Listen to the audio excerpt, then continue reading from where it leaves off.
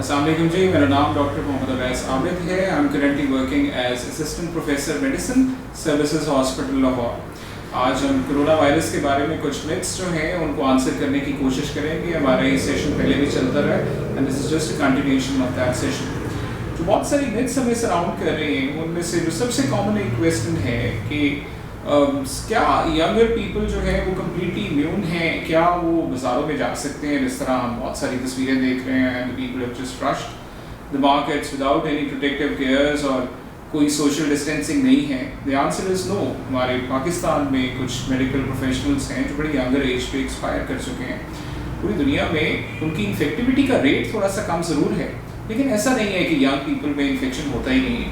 Yes, there is a thought कि 40 से ज़्यादा और जो ओबेसिटी है ये बहुत इंपॉर्टेंट रिस्क फैक्टर्स हैं। और कोमॉर्बिडिटीज़ जो हैं, एस्थमेटिक पेशेंट्स जो हैं या COPD के पेशेंट्स जो हैं या वो लोग जिनको दिल का मसला है, दमे का मसला है या गुर्दों का मसला है, वो लोग ज़्यादा प्रोन हैं टू डेवलप दिस इन्फेक्शन। लेकिन ऐसा नहीं है कि यंग पीपल जो हैं या जिनको ये कोमॉर्बिडिटीज़ नहीं है उनमें बिल्कुल इन्फेक्शन नहीं हो सकती।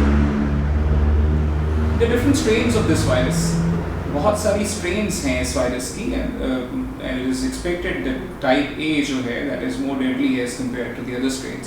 तो अगर समवन इज़ अनलकी इनफ कि वो टाइप A वायरस से इन्फेक्ट हो जाता है तो that can also result in his death. तो ये जो इसका जवाब तो यही है कि anyone is expected to get this virus. और जितना ये फैलता जा रहा है अब तो हम हर एक बंदे को शक की निगाह से देखते हैं क्योंकि इसके सिम्टम्स बहुत वेरी करते हैं। दूसरा जो इम्पोर्टेंट सवाल लोग पूछते हैं कि कोरोना वायरस की निशानी क्या है, किस तरह हम आइडेंटिफाई करेंगे इस पेशेंट को कोरोना वायरस है, इसका टेस्ट कराया जाए, इससे दूर रहा जाए। सिम्टम्स बहुत वेरी कर रहे हैं। इट्स नॉट फीवर, ये सिर्फ खांसी नहीं है, ये सिर्फ छाती का मसला नहीं है। वो जो बहुत लेट प्रेजेंट करने वाले लोग हैं जिनको सांस का मसला होता है वो तो शायद उस स्टेज पे आते हैं जहाँ पे हम सोशल डिस्टेंसिंग और सारा कुछ उससे गुजर चुके होते हैं and they end up in ICUs और ventilators और वहाँ पे mortality तो बहुत हाई है, it's about 80 to 100%। और पाकिस्तान में तो शायद इससे भी ज़्यादा है considering the availability of ventilators और considering the health care services जो कि ICU में provide की जा सकती हैं लोगों को। यहाँ तो इसकी availability और कम है। So the best way is to protect yourself। आप social distancing रखें, prevent करें इस disease को, आपको attack करने से जितना आप कर सकते हैं इससे ज़्यादा शायद इसमें कुछ किया नहीं जा सकता। ट्रीटमेंट के बारे में बहुत सारी चीज़ें जो हैं वो लोग बताते रहते हैं, मीडिया में सुनते रहते हैं। पाकिस्तान ने दवाई तैयार कर ली, वैक्सीन तैयार कर ली, पाकिस्तान दुनिया से आगे निकल गया या और भी बहुत सारी बातें। जो भी वैक्सीन होगी उसको टेस्ट करना पड़ेगा, उसके ट्रायल्स हैं, उसके फेजेस हैं ट्रायल्स के। और अभी जो बेस्ट वैक्सीन है उसका तो फेज़ 2 ट्रायल चल रहा है। तो it's still a very long way to go before we develop a vaccine. RNA viruses are difficult to cure in terms of vaccine। RNA virus HCV की अभी तक कोई वैक्सीन नहीं डेवलप कर सके हम हेपेटाइटिस C की। Since this is also an RNA virus तो एक्सपेक्टेड यही है कि इसकी भी वैक्सीनेशन अगर आनी है तो इट विल बी डिफ़िकल्ट और it will be a very long process. तो उसमें टाइम लगेगा वैक्सीनेशन के आने में, इतनी जल्दी अभी वैक्सीनेशन नहीं आएगी। And the word is approximately 2021 का एंड जो है उस वक्त तक ट्रायल्स पूरे होंगे और एक ऐसी वैक्सीन जो कि सेफली हम किसी भी पॉपुलेशन पे ट्राई कर सकें वो शायद उस वक्त तक आ गई होगी। ड्रग्स की जहाँ तक बात है तो नाम तो बहुत सारे हैं। रेमडेसिविर की बात हो रही है, टोसिलिजुमैब ICUs में यूज़ हो रहा है विद गुड रिजल्ट्स। इससे पहले HCQ की बात हुई थी, हाइड्रोक्सीक्लोरोक्वीन जो है।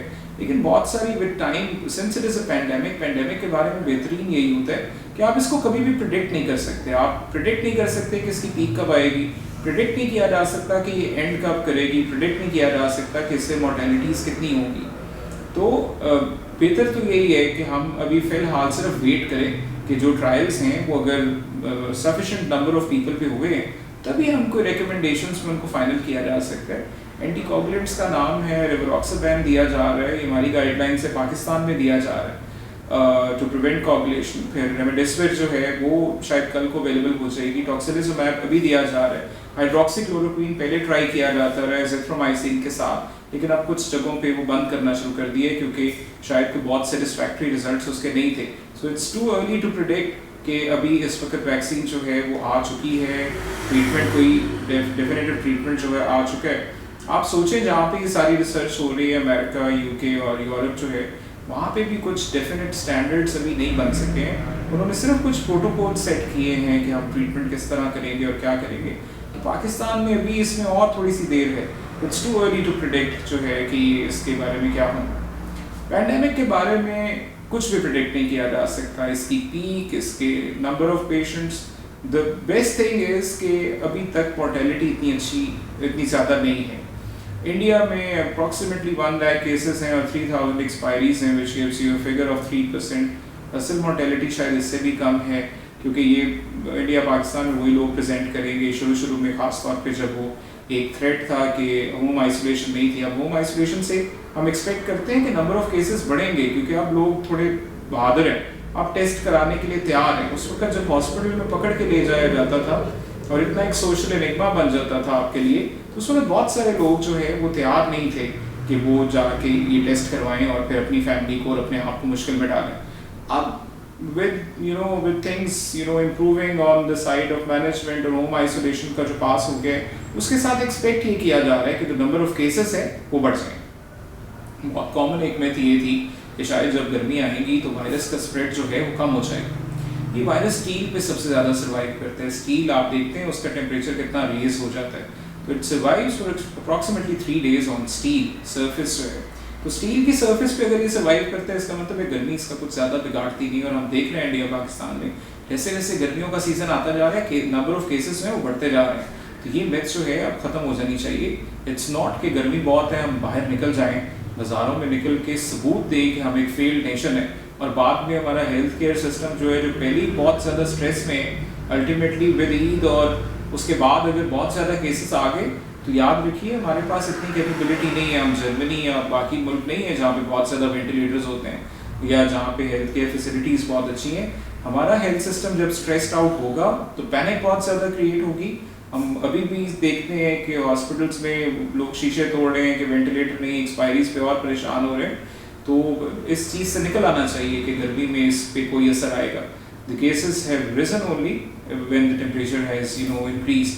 तो गर्मी से इसके केसेस तो बढ़ रहे हैं। पाकिस्तान, इंडिया में तो ऐसा नहीं हो रहा कि गर्मियों में जो है इसके केसेस कम होंगे।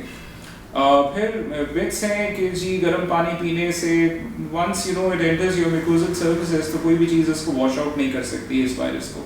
तो गर्म पानी पीना, सॉल्ट वाटर लेना, उससे वायरस को एरेडिकेट करना, या इवन मतलब आप ट्रम्प को सुने तो ब्लीच और चीज़ों की बात करते हैं। तो once it enters your surface उसके बाद उसको एरेडिकेट नहीं किया जा सकता। आपकी इतनी इम्यूनिटी है, अगर वो इसको एरेडिकेट कर दे तो गुड इनफ, वरना अगर ये आपके लंग्स में और बाकी ऑर्गन्स में मसले पैदा करना शुरू कर दे तो फिर बहुत मुश्किल बात है।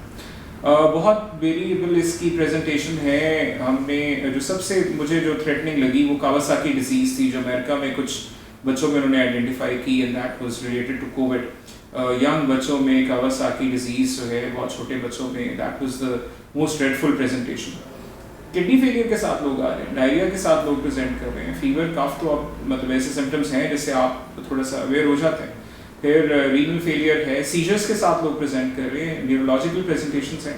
तो ये कैन नेवर से, मतलब प्रेजेंटेशंस वेरी करती हैं। आप एक्सरे कराते हैं, सीटी स्कैन कराते हैं, तो आप सस्पेक्ट करना शुरू कर देते हैं कि यहाँ पे कोई ना कोई कोविड जो है वो वी सस्पेक्ट, और फिर आपकी टेस्टिंग है। टेस्टिंग में जो सेंसिटिविटी है दैट्स ओनली 70 to 80%, और इसमें बहुत सारा कसूर जो टेस्ट करने वाला है उसका भी है।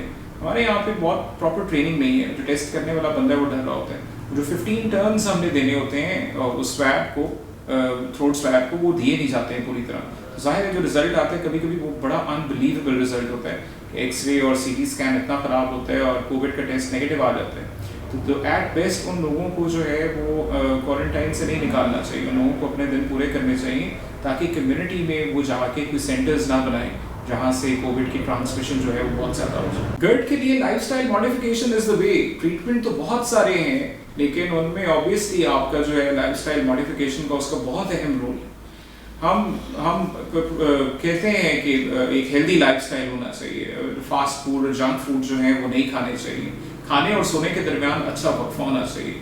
GERD के लोगों को अपने बेड का हेड एंड जो है वो रेज करना चाहिए, और दैट इज़ इतना कि वो जो रिफ्लक्स है वो रात को ना हुआ करे। H. pylori का टेस्ट होना चाहिए। H. pylori की ट्रीटमेंट होनी चाहिए, क्योंकि ये आगे जाके अल्सर्स और बहुत सारी कॉम्प्लिकेशंस जो है वो प्रोड्यूस कर सकते हैं। जहां आपको गैस्ट्रोएंटरोलॉजिस्ट कह रहा हो कि एंडोस्कोपी कराएं, that is absolutely mandatory, that is necessary. तो आप एंडोस्कोपी करवा के अपनी जो भी वो आपकी एच पाइलोरी या बायोप्सी का जो भी रिजल्ट है उसके अकॉर्डिंगली ट्रीट कराएं। तो GERD is something that should be treated, you know, in the early stages. Once it progresses, और अगर आपको बैरेट से इस तरह की कोई चीज़ें हैं तो ये आपके लिए लाइफ थ्रेटनिंग हो सकता है, ये प्रेगनेंसी को दावत दे सकता है। इसलिए GERD is something that is to be taken seriously। एक ऐसी बीमारी है जिसको हम सब बेबे की बीमारी समझ के अपने ओमेप्राजोल वगैरह लेके जो है ट्रीट कर रहे होते हैं, लेकिन you should consult your gastroenterologist और उसकी ट्रीटमेंट जो है वो अकॉर्डिंगली आपको करानी चाहिए।